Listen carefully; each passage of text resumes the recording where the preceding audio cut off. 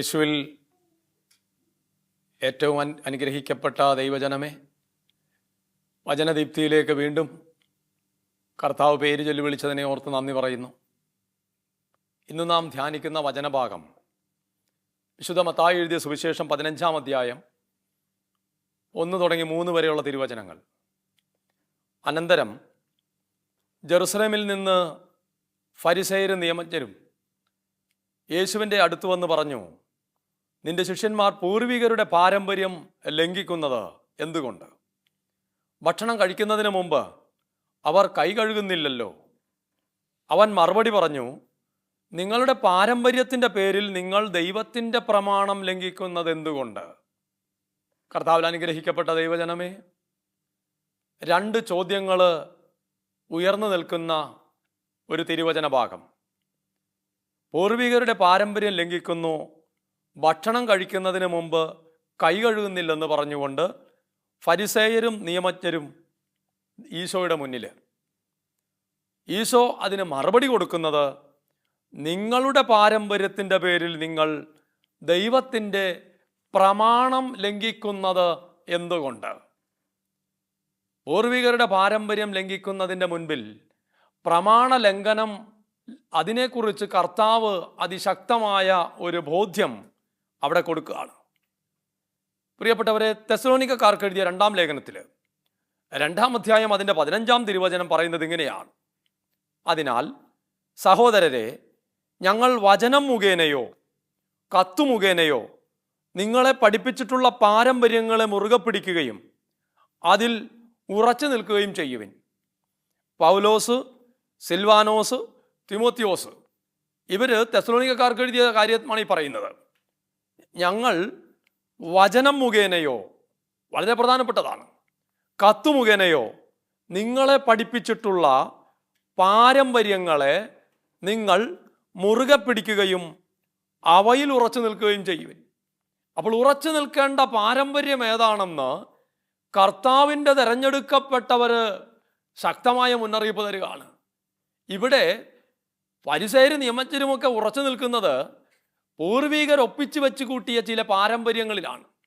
ആ പാരമ്പര്യങ്ങളാകട്ടെ ആരുടെയും ആത്മരക്ഷയ്ക്ക് കാരണമാവുന്നില്ലെന്ന് മാത്രമല്ല, അത് പലരുടെയും ജീവന് തന്നെ ഭീഷണിയാവുന്ന പാരമ്പര്യമാണ്. ആ പാരമ്പര്യം വെച്ചുകൊണ്ട് അവരിൽ പലരും തങ്ങളുടെ അധികാരത്തെ ദുർവിനിയോഗം ചെയ്യാനും അവർക്കത് പ്രയോജനപ്രദമാകുന്ന പാരമ്പര്യമാണ് അവരുടെ കയ്യിലിരിക്കുന്നത്. ഇവിടെ ഇത് വ്യക്തമായിട്ട് മനസ്സിലാവണമെന്നുണ്ടെങ്കിൽ നമ്മൾ വിശുദ്ധ ഗ്രന്ഥം പരിശോധിക്കുമ്പോൾ ദാനിയേലിൻ്റെ പുസ്തകത്തിൽ 13-ാം അധ്യായം അതിൻ്റെ 41 നമ്മൾ കാണുന്നുണ്ട്. അവിടെ കൂടിയിരുന്നവർ അവരെ വിശ്വസിച്ചു, കാരണം അവർ ജനത്തിൻ്റെ ശ്രേഷ്ഠന്മാരും ന്യായാധിപന്മാരുമായിരുന്നു. അവർ അവളെ മരണത്തിന് വിധിച്ചു. സൂസന്നായെ 2 ന്യായാധിപന്മാർ പാരമ്പര്യമായ ഒരു വിധി പ്രസ്താവനത്തിലൂടെ മരണത്തിലേക്ക് എത്തിക്കുന്ന ഒരു തിരുവചന ഭാഗം അവിടെ എഴുതി വച്ചിരിക്കുന്നത് ഇങ്ങനെയാണ്: കൂടിയിരുന്നവർ അവരെ വിശ്വസിച്ചു. എന്തുകൊണ്ട്? അവർ പാരമ്പര്യ വിധികളെ കൃത്യമായി നടപ്പിലാക്കുന്ന വിദഗ്ധരായ ന്യായാധിപന്മാർ. പാരമ്പര്യ വിധികളെ കൃത്യമായി നടപ്പിലാക്കുന്നവരാണ് അവർ. അപ്പം അതിനെ അവരങ്ങനെ വിശ്വസിച്ച് അത് വിശ്വസിക്കുന്നു. അവർ മരണത്തിന് വിധിച്ചു. മാർക്കോസിൻ്റെ സുവിശേഷത്തിൽ 7-ാം അധ്യായം അതിൻ്റെ 9-ാം തിരുവചനം പറഞ്ഞിങ്ങനെയാണ്: നിങ്ങളുടെ പാരമ്പര്യം പാലിക്കാൻ വേണ്ടി നിങ്ങൾ കൗശലപൂർവം ദൈവകൽപ്പനകൾ അവഗണിക്കുന്നു. നിങ്ങളുടെ പാരമ്പര്യം പാലിക്കാൻ വേണ്ടി നിങ്ങൾ കൗശലപൂർവം ദൈവകൽപ്പനകൾ അവഗണിക്കുന്നു. ഇവര് സൂസന്നായുടെ നേരെ നോക്കിയ നോട്ടവും അവരുടെ ഉള്ളിലിരിപ്പും എന്താണെന്ന് ഈ വിശുദ്ധ വചന ഭാഗങ്ങൾ വായിച്ചിട്ടുള്ള സകല മനുഷ്യർക്കും അറിയാം. നമുക്ക് വളരെ വ്യക്തമായിട്ട് ഇതിനെക്കുറിച്ച് അറിയാം. അവർ സൂസന്നയെ നോക്കിയത് ശരിയായ ഒരു നിയമത്തിൻ്റെ കണ്ണിലൂടെയൊന്നുമല്ല. അവരുടെ സ്വാർത്ഥമായ ചില മോഹങ്ങൾ നടപ്പിലാക്കാൻ കൗശലപൂർവം അവർ പ്രമാണം, കൽപ്പന ലംഘിച്ചു. ഏതെല്ലാം കൽപ്പന? 1, അന്യൻ്റെ ഭാര്യയെ മോഹിക്കരുത്. 2, വ്യഭിചാരം ചെയ്യരുത്. ഇവർ വ്യഭിചാരം ചെയ്തു എന്ന് ചോദിച്ചാൽ ഇവർ ചെയ്തു. ആസക്തിയോടെ സ്ത്രീയെ നോക്കുന്നവൻ അവളുമായി പാപം ചെയ്തു. ആസക്തിയോടെ സ്ത്രീയെ നോക്കുന്നവൻ അവളുമായി 2 പ്രമാണം ലംഘിച്ചവന്മാരാ. ഇവരാണ് പാരമ്പര്യം പിടിച്ചോണ്ട് ഒരുവളെ മരണത്തിന് വിധിക്കുന്നത്. എന്നിട്ട് ഇവർ ഈ പാരമ്പര്യത്തിൻ്റെ പേരിൽ സൂസന്നായെ തീർക്കാൻ നോക്കി ഒടുവിൽ തീർന്നത് ഇവരാ. കാരണം എന്തെന്നറിയാമോ?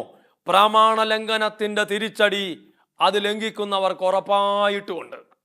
പ്രമാണ ലംഘനത്തിൻ്റെ തിരിച്ചടി അത് ലംഘിക്കുന്നവർക്ക് ഉറപ്പായിട്ടുമുണ്ട്. ഇവിടെ പല പാരമ്പര്യങ്ങളും പിശാചിന് അവസരം കൊടുത്തുകൊണ്ട് മനുഷ്യനെ തകർക്കാനുള്ളതാണെന്ന് നമുക്കൊരു ബോധ്യം തരുന്നുണ്ട്. അതുകൊണ്ടാണ് ക്രിസ്തു ശക്തമായിട്ട് പറഞ്ഞത്, നിങ്ങൾ പാരമ്പര്യത്തിൻ്റെ പേരിൽ കൽപ്പനകൾ ലംഘിക്കുന്നവരാണ്, പ്രമാണം ലംഘിക്കുന്നവരാണ്. അപ്പോൾ അവിടെ പ്രമാണം ലംഘിച്ച് പിശാചിന് അവസരം കൊടുക്കുന്നവരാണ് നിങ്ങളെന്ന് ക്രിസ്തു വളരെ വ്യക്തമായിട്ട് പറയുകയാണ്. പ്രിയപ്പെട്ടവരെ, സാമുവേലിൻ്റെ 2-ാം പുസ്തകത്തിൽ ദാവീദിൻ്റെ ഒരു നിലവിളിയുണ്ട്. ദാവീദ് പറയുകയാണ്, ഞാൻ കർത്താവിനെതിരായി പാപം ചെയ്തു പോയി. ദാവീദ് നിലവിളിച്ചുകൊണ്ട് പറയാണ്, ഞാൻ കർത്താവിനെതിരായി പാപം ചെയ്തു പോയി. നമുക്കറിയാം, ഉറിയായുടെ ഭാര്യയുമായിട്ട് ഇപ്പം പാപം ചെയ്തു. ഈ പാപം ചെയ്തു കഴിഞ്ഞതിന് ശേഷം നാഥാൻ പ്രവാചകൻ കൃത്യമായി വന്ന് ദൈവത്തിൻ്റെ സന്നിധിയിൽ നിന്നുള്ള അരുളപ്പാട് വ്യക്തമാക്കുമ്പോൾ ദാവീദിന് പശ്ചാത്താപം ഉണ്ടായി. അപ്പോൾ ദാവീദ് നിലവിളിക്കുമ്പോൾ നാഥാൻ അനുതാപം കൃത്യമാണെന്ന് മനസ്സിലാക്കുന്നു. ദൈവം നാഥാനിലൂടെ മറുപടി കൊടുക്കുകയാണ്, നിന്റെ പാപം ക്ഷമിച്ചിരിക്കുന്നു, നീ മരിക്കുകയില്ല. നിന്റെ പാപം ക്ഷമിച്ചിരിക്കുന്നു, നീ മരിക്കുകയില്ല. ഇവിടെ പാപം ചെയ്ത ദാവീദ് താൻ ചെയ്ത പാപത്തെക്കുറിച്ച് കൃത്യമായ ബോധ്യം അവിടെ അയാൾക്ക് കിട്ടുകയാണ്. എന്നാൽ ഇവിടെ നമ്മൾ വിശദീകരണം പരിശോധിക്കുമ്പോൾ ഒരു പിടിക്കപ്പെട്ട വ്യഭിചാരിണിയെ കൊണ്ടുവരുന്നുണ്ട്. നിയമജ്ഞരും ഫരിസേയരും കർത്താവിനെ കുടുക്കാൻ വന്നിരിക്കുകയാണ്. എന്നിട്ട് പറഞ്ഞു, ഇങ്ങനെയുള്ളവരെ കല്ലെറിഞ്ഞണമെന്നാണ് മോശ നിയമത്തിൽ കൽപ്പിച്ചിരിക്കുന്നത്, നീ എന്തു പറയുന്നു? ഇത് അവനിൽ കുറ്റം ആരോപിക്കാൻ വേണ്ടി അവനെ പരീക്ഷിച്ചുകൊണ്ട് ചോദിച്ചതാണ്. പാരമ്പര്യവാദികൾ, ഈ വന്നിരിക്കുന്നവരും പാപികളാ. യേശുവിനെ കുടുക്കാൻ നോക്കി ഇവരുടെ പാരമ്പര്യത്തിൻ്റെതായ ചില തന്ത്രങ്ങൾ അവിടെ നടപ്പിലാക്കുകയാണ്. സൂസന്നായെ കുടുക്കിയ പോലത്തെ തന്നെ ഒരു തന്ത്രം അവിടെ വരുന്നേ. ഇവിടെ യേശു പറയുന്നത്, നിങ്ങൾ പാപമില്ലാത്തവൻ കല്ലെറിയട്ടെ. അപ്പം ഈ പാരമ്പര്യവാദികളെല്ലാം ആ പ്രമാണ ലംഘനം അവരിലുണ്ടെന്ന് ക്രിസ്തുവിൻ്റെ വായിൽ നിന്ന് മറുപടി കിട്ടിയതോടുകൂടെ അവിടെ കല്ല് താഴെയിട്ട് അവരെല്ലാം പോവുകയാണ്. ഇവിടെ പാരമ്പര്യം പാലിക്കുന്ന പലരും പ്രമാണ ലംഘനത്തിൻ്റെ പ്രധാനപ്പെട്ട ആൾക്കാരാണ്. പ്രിയപ്പെട്ടവരെ, നമ്മുടെ ജീവിതത്തിൽ നമ്മൾ പല കാര്യങ്ങളും അടുക്കും ചിട്ടയുമായി പാലിച്ച് കൃത്യമായി മുന്നോട്ട് പോകുന്നു. കർത്താവിൻ്റെ തിരഞ്ഞെടുക്കപ്പെട്ട ജനമെന്നൊക്കെ നമ്മളെക്കുറിച്ച് അഭിമാനിക്കുന്നു, മറ്റുള്ളവരും പറയുന്നു. പക്ഷെ അവിടെ എവിടെയൊക്കെയോ പ്രമാണ ലംഘനങ്ങൾ കയറി വരുന്നുണ്ട്. ക്രിസ്തു നമ്മുടെ നേരെ വിരൽ ചൂണ്ടുന്നുണ്ട്. പാരമ്പര്യത്തിൻ്റെ പേരിൽ, പെരുമാറ്റത്തിൻ്റെ പേരിൽ, പ്രവൃത്തിയുടെ പേരിലൊക്കെ എവിടെയൊക്കെയോ നമ്മൾ ഇത് ലംഘിച്ചുകൊണ്ടിരിക്കുകയാണ്. ഇതിങ്ങനെ പോകുമ്പോഴുള്ള കുഴപ്പം എന്താണെന്നറിയാമോ? ഇത് മുഴുവനും നമ്മളെ നാശത്തിൽ ചെന്ന് അവസാനിക്കും. പ്രിയപ്പെട്ടവരെ, നിങ്ങളുടെ പാരമ്പര്യം പാലിക്കാൻ വേണ്ടി കൗശലപൂർവ്വം നിങ്ങൾ ദൈവകൽപ്പനകൾ അവഗണിക്കുന്നു. മോശയുടെ പാരമ്പര്യം അത്രയും പഴക്കം ചെന്ന പാരമ്പര്യമാണ്. അതാണ് അവർ പറയുന്നത്, ഇങ്ങനെയുള്ളവരെ കല്ലെറിയണമെന്നാണ് മോശ കൽപ്പിച്ചിരിക്കുന്നത്. ഈ പഴക്കം ചെന്ന പാരമ്പര്യം കൊണ്ടുവന്ന് വെച്ചിട്ട് അങ്ങനെ പറയുമ്പോഴും ക്രിസ്തു അവിടെ കാണുന്നൊരു കാഴ്ചയുണ്ട്. എന്തെന്നറിയുമോ? അതിന് പോലും കൽപ്പന ലംഘനത്തിന് സാധ്യതയുണ്ടെങ്കിൽ ക്രിസ്തു ആ പാരമ്പര്യത്തെ അംഗീകരിക്കുന്നില്ല. എത്ര പഴക്കമുള്ള പാരമ്പര്യമായിക്കൊള്ളട്ടെ, എത്ര കാലാകാലങ്ങളായിട്ട് നടപ്പിലായിക്കൊണ്ടിരിക്കുന്ന കാര്യമായിക്കൊള്ളട്ടെ, അതിൽ ഏത് ചടങ്ങായാലും കൊള്ളാം, ഏത് പ്രധാനപ്പെട്ട പരിപാടിയായാലും കൊള്ളാം, അതിൽ പ്രമാണ ലംഘനത്തിന് സാധ്യതയുണ്ട്. യേശു ക്രിസ്തു അതിനെ അംഗീകരിക്കുന്നില്ല എന്ന് ഇവിടെ ശക്തമായിട്ട് ക്രിസ്തു തന്നെ വിളിച്ചു പറയാണ്. വചനം കേട്ടുകൊണ്ടിരിക്കുന്ന പ്രിയപ്പെട്ടവർ ഓർത്തോളണം, നമ്മൾ അനുഷ്ഠിച്ചുകൊണ്ടിരിക്കുന്ന പാരമ്പര്യങ്ങളിൽ അതിൽ കൽപ്പന ലംഘനം, പ്രമാണ ലംഘനം ഉണ്ടെങ്കിൽ യേശു ക്രിസ്തു ആ പക്ഷത്തല്ല, നമ്മുടെ കൂടെ അല്ല. ഉറപ്പിച്ചോണം, അത് നമ്മൾ ഉറപ്പിച്ചോണം. നമ്മുടെ പാരമ്പര്യങ്ങളും പുരാതനമായ കാര്യങ്ങളുമൊക്കെ നല്ലതാണ്, പക്ഷേ കൽപ്പന ലംഘനം വരരുത്. അതുകൊണ്ടാണ് അതിനാൽ സഹോദരരെ, ഞങ്ങൾ കത്തുമുഖേനയോ വചനം മുഖേനയോ, ഇവിടെ വചനാധിഷ്ഠിതമായ കാര്യമാണ്, കത്തുമുഖേനയോ വചനം മുഖേനയോ ഞങ്ങൾ പഠിപ്പിച്ചിട്ടുള്ള പാരമ്പര്യങ്ങളിൽ നിന്ന് നിങ്ങൾ മുറുകെ പിടിക്കണം. എന്ന് പറഞ്ഞാൽ സഭയുടെ പാരമ്പര്യത്തെ അതിനെ നമ്മൾ മുറുക്കെ പിടിച്ചുകൊണ്ട് മുന്നോട്ട് പോയാൽ കൽപ്പനയുടെ ലംഘനം കടന്നു വരാൻ സാധ്യത വളരെ വളരെ വളരെ കുറവാണെന്ന് കർത്താവിൻ്റെ അഭിഷിക്തര് ശക്തമായിട്ട് നമുക്ക് ബോധ്യം തരികയാണ്. പ്രിയപ്പെട്ടവരെ, ദാവീദ് അനുതപിച്ചു. ദാനിയേലിൻ്റെ കാലത്തെ പാരമ്പര്യ തിരിച്ചടി മാറിപ്പോയി. എങ്ങനെ തിരിച്ചടി എന്ന് മനസ്സിലായി കാണുമല്ലോ. ദാവീദിൻ്റെ അനുതാപം, ഉറിയാടെ ഭാര്യയായി പാപം ചെയ്തു. ദാവീദ് വാസ്തവത്തിൽ കൊല്ലപ്പെടേണ്ടവനാ. ദാവീദ് നിലവിളിച്ച് അനുതപിച്ചു. ആ ശാപം അല്ലെങ്കിൽ ആ ശിക്ഷ, ആ തിരിച്ചടി, ആ മരണം അങ്ങോട്ട് മാറിപ്പോവുകയാണ്.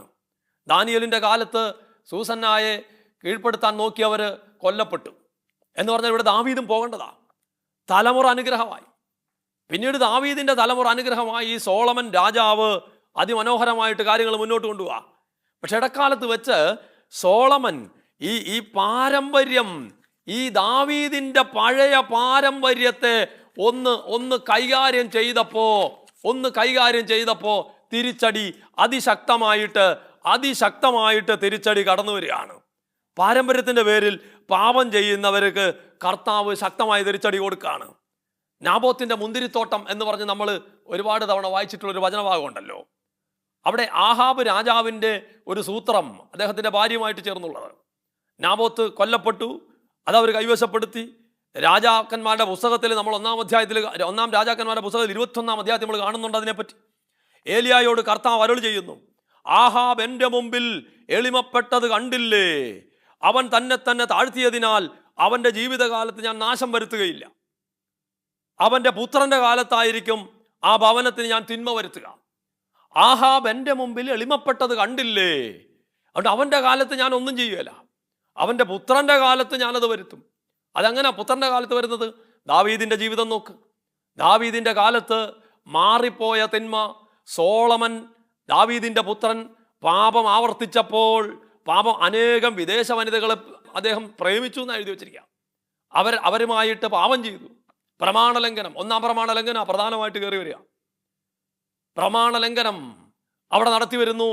അവിടെ വെച്ച് തകർച്ച വരിക. രാജ്യം പറിച്ചെടുത്ത് ദാസന് കൊടുത്തു. ചിതറിപ്പോയില്ലേ? എത്ര മനോഹരമായിട്ട് മുന്നോട്ട് പോയൊരു മനുഷ്യനാ. അതായത് ഇവിടെ ആഹാബ് രാജാവിൻ്റെ കാലത്ത് നടക്കേണ്ടത് അദ്ദേഹത്തിൻ്റെ പുത്രൻ്റെ കാലത്തേക്ക് ദൈവം മാറ്റിവെച്ചേക്കുക. ഇനി ഈ പുത്രൻ നേരെ ചൊവ്വേ പോവുകയാണെങ്കിൽ അതും അവിടെ നിന്ന് മാറിപ്പോവും. കാരണം ദൈവസന്നിധിയിൽ പാപം ഒഴിവാക്കുന്ന വ്യക്തി, പാരമ്പര്യ പാപം ഒഴിവാക്കുന്ന വ്യക്തി, ആ വ്യക്തി അനുഗ്രഹിക്കപ്പെടുക തന്നെ ചെയ്യും. ദാവീദിൻ്റെ പാപം ദൈവം ക്ഷമിച്ചു. എന്നാൽ സോളമൻ്റെ ജീവിതത്തിൽ ഇതേ പാപം അവൻ അധംപതനമായിട്ട് മാറി.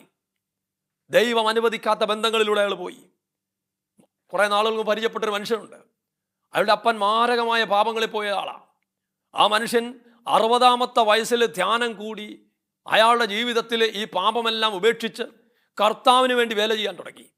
മരണം വരെ അയാൾ കർത്താവിൻ്റെ ആളായിരുന്നു. പാപം ഒഴിവായി. അന്ന് തുടങ്ങിയ ആൾ കുടുംബം അനുഗ്രഹിക്കപ്പെട്ടു. തലമുറയിൽ അനുഗ്രഹങ്ങൾ, അഭിവൃദ്ധി ഇങ്ങനെ കയറിക്കൊണ്ടു വരിക.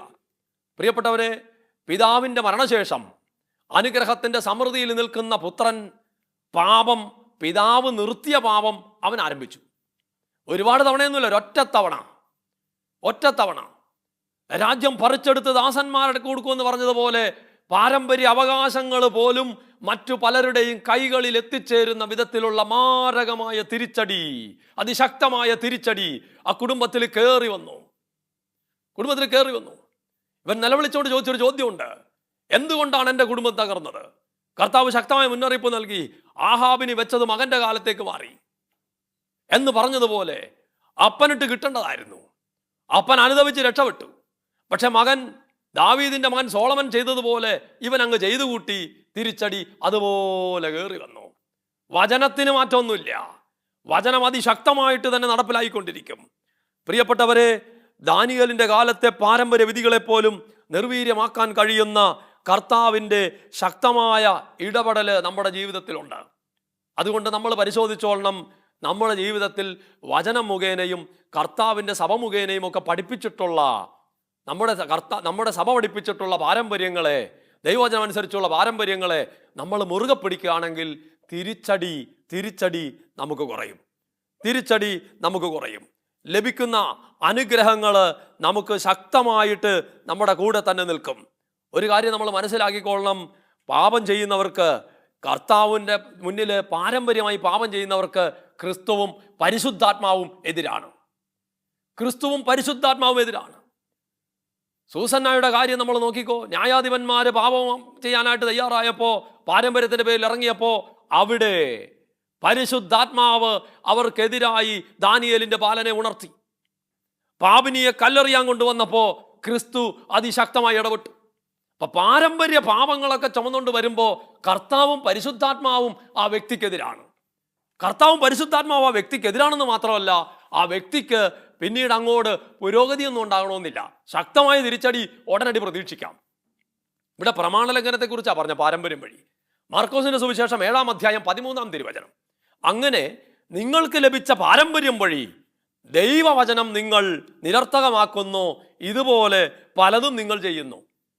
നേരത്തെ പാരമ്പര്യം വഴി പ്രമാണം ലംഘിക്കുന്നവരാണെങ്കിൽ ഇവിടെ എഴുതി വച്ചിരിക്കുന്നു, നിങ്ങൾക്ക് ലഭിച്ച പാരമ്പര്യം വഴി നിങ്ങൾ ദൈവവചനം നിരർത്ഥകമാക്കുന്നു എന്ന് പറഞ്ഞാൽ, പാരമ്പര്യ പാപം ഒരു മനുഷ്യനിൽ അങ്ങ് കിടക്കുകയാണെങ്കിൽ, അതനുസരിച്ച് പഴയ വഴികളിലൂടെ തന്നെ പോയിക്കൊണ്ടിരിക്കുകയാണെങ്കിൽ ദൈവവചനം ആ വ്യക്തിയെ സംബന്ധിച്ച് വെറുതെയാണ്. കാരണം പ്രഭാഷകൻ പറയുന്നത് കർത്താവിൻ്റെ പ്രവൃത്തികൾ വചനം വഴി നിർവഹിക്കപ്പെടുന്നു. കർത്താവിൻ്റെ പ്രവൃത്തി വചനം വഴിയാണ് നടപ്പിലാകണേ. പക്ഷെ ഇവിടെ ദൈവവചനം നിരർത്ഥകമാകുക. അപ്പൊ എന്തു സംഭവിക്കും?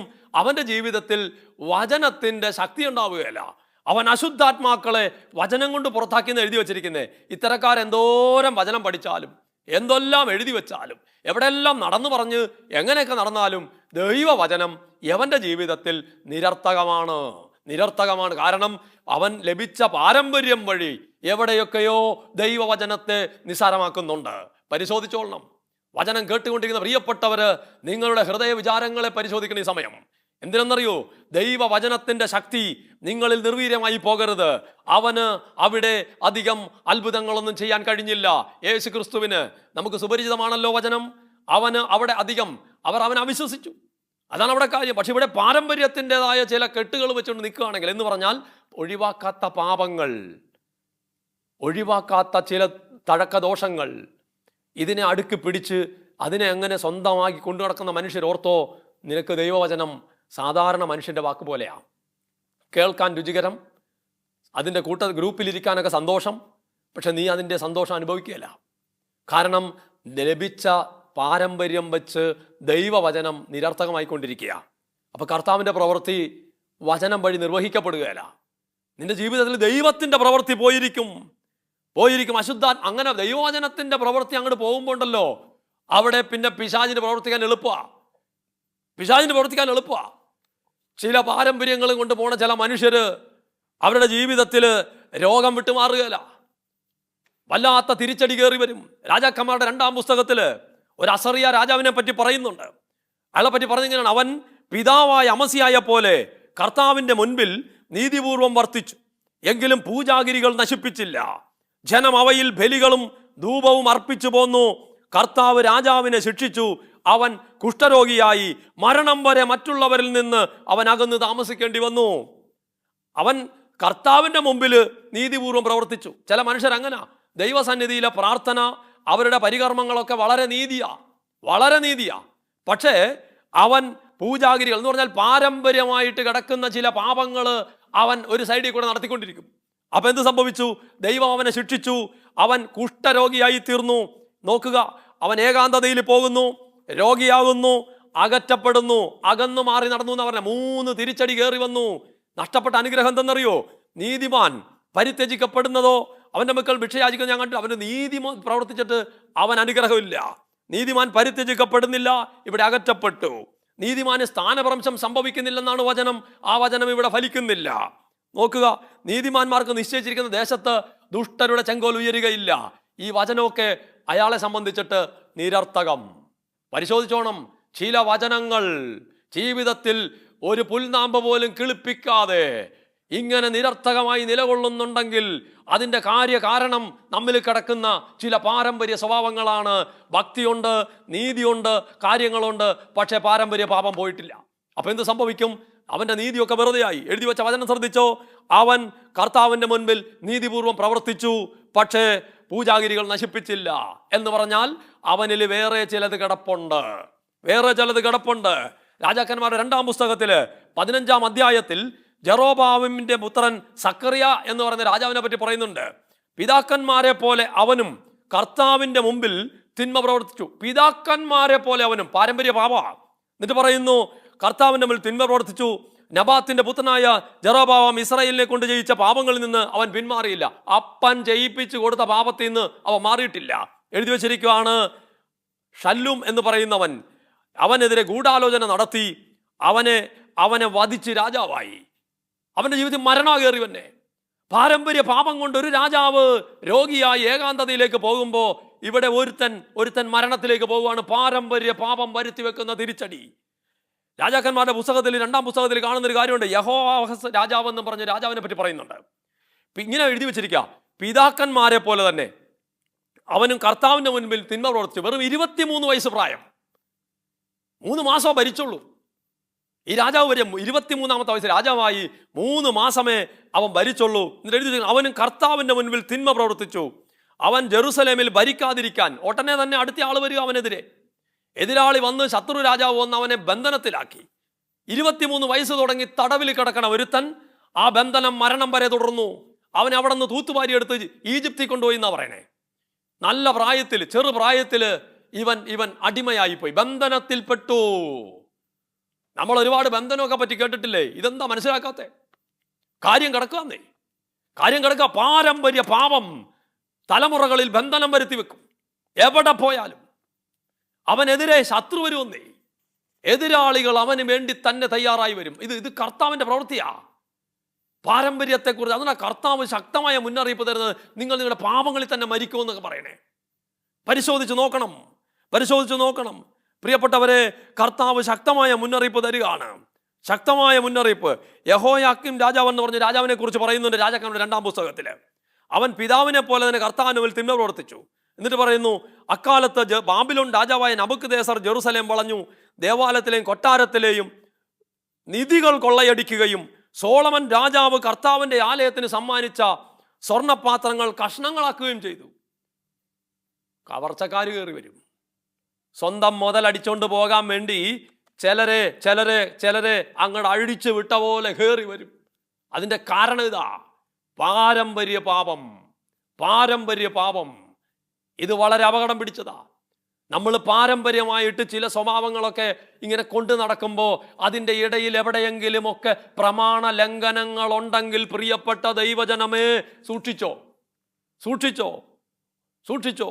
രാജാക്കന്മാരുടെ 2-ാം പുസ്തകത്തില് 24-ാം അധ്യായം 19-ാം തിരുവചനം പറയാണ്, യഹോയാക്കീമിനെ പോലെ അവനും കർത്താവിന്റെ മുൻപിൽ തിന്മ പ്രവർത്തിച്ചു. കർത്താവിന്റെ കോപം ജെറുസലേമിനും യൂദായ്ക്കുമെതിരെ ജ്വലിച്ചു. അവിടെ നിന്ന് അവരെ തൻ്റെ മുൻപിൽ നിന്ന് തള്ളിക്കളഞ്ഞു. അതായത് നേരത്തെ പറഞ്ഞ രാജാവിൻ്റെ സഹോദരൻ അവൻ പോയപ്പോൾ അടുത്തവൻ കയറുക. അപ്പൊ ദൈവം എന്ത് ചെയ്യുന്നു? അവനെ ശത്രുക്കൾക്ക് വിട്ടുകൊടുക്കുന്നു, ക്ഷാമം വരുത്തുന്നു, മക്കൾ വധിക്കപ്പെടുന്നു, അവന്റെ കണ്ണ് ചൂഴ്ന്നെടുത്ത് തടവുകാരനായിട്ട് കൊണ്ടുപോയി. പാരമ്പര്യ പാപം ഇവര് സൂക്ഷിക്കാന്നേ. അധികാരമുണ്ട്, അവകാശമുണ്ട്, എല്ലാം ഉണ്ട്, പക്ഷേ ചെയ്ത് കൂട്ടുന്നതിലൊക്കെ പ്രമാണ ലംഘനം. പ്രിയപ്പെട്ട ദൈവജനമേ, സൂക്ഷിക്കണം. ക്രിസ്തു വെറുതെ പറഞ്ഞു ഉറപ്പിച്ചു നിർത്തിയ വാക്കുകളൊന്നുമല്ല. അത് പ്രമാണം ലംഘിക്കുന്നു. വചനം നിങ്ങൾ നിരർത്ഥകമാക്കുന്നു. രോഗം കടന്നു വരും, മരണം കടന്നു വരും, ബന്ധനം മാറില്ല, ശത്രുക്കൾ ഞെരിക്കും, സ്വത്ത് നഷ്ടപ്പെടും, തലമുറ നശിക്കും. ദൈവം തള്ളിക്കളയും. 7 തിരിച്ചടികൾ അവൻ്റെ പുറകെയുണ്ട്. കണ്ണുകൾ അടച്ച് പ്രിയപ്പെട്ട ദൈവജനമേ, നിങ്ങൾ കർത്താവിൻ്റെ മുമ്പിൽ നിങ്ങളെ തന്നെ വിട്ടുകൊടുത്തിട്ട് ഒന്ന് വിലയിരുത്തി നോക്കുക. നിങ്ങളെ വിളിച്ച ദൈവം ശക്തനായ കർത്താവ് നിങ്ങളെ അനുഗ്രഹിക്കാൻ വേണ്ടി വിളിച്ചതാണ്. വിളിച്ച ദൈവത്തിൻ്റെ മുമ്പിൽ നിങ്ങളെ തന്നെ പരിശോധിക്ക്. നിങ്ങൾ പാരമ്പര്യത്തിൻ്റെ പേരിൽ ദൈവത്തിൻ്റെ പ്രമാണം ലംഘിക്കുന്നുണ്ടോ? പാരമ്പര്യത്തിൻ്റെ പേരിൽ ദൈവവചനം നിരർത്ഥകമാക്കുന്നുണ്ടോ? അങ്ങനെയെങ്കിൽ തിരിഞ്ഞു നോക്കാം. ഞങ്ങൾ വചനം മുഖേനയോ കത്തു മുഖേനയോ നിങ്ങളെ പഠിപ്പിച്ചിട്ടുള്ള പാരമ്പര്യങ്ങളെ മുറുകെ പിടിക്കുകയും അതിൽ ഉറച്ചു നിൽക്കുകയും ചെയ്യുവിൻ. ഈ 6-7 തിരിച്ചടിയിൽ നിന്ന് രക്ഷപ്പെടാൻ പറ്റും. കർത്താവിൻ്റെ അഭിഷിക്തര് പൗലോസ്, സിൽവാനോസ്, തിമോത്തിയോസ് നമുക്ക് തരുന്ന ബോധ്യമാണ്. നിങ്ങൾ മുറുകെ പിടിക്കേണ്ട പാരമ്പര്യം അതായത് സഭ പഠിപ്പിച്ചിരിക്കുന്ന കത്ത് മുഖേന, വചനം മുഖേനയൊക്കെ പഠിപ്പിച്ചിട്ടുള്ള പാരമ്പര്യങ്ങളെ അഭിഷിക്തരിലൂടെ ലഭിച്ചിട്ടുള്ളതിന് മുറുകെ പിടിച്ചാൽ 7 മാരകമായ തിരിച്ചടികളിൽ നിന്ന് നിങ്ങളുടെ തലമുറ, പ്രിയപ്പെട്ടവര് എല്ലാം രക്ഷപ്പെടും, സംരക്ഷിക്കപ്പെടും, സമാധാനത്തിലാവും. ആകയാൽ ലഭിച്ച വചനത്തെ ഓർത്ത് കർത്താവിന് നന്ദി പറയുന്നു. ആമേൻ.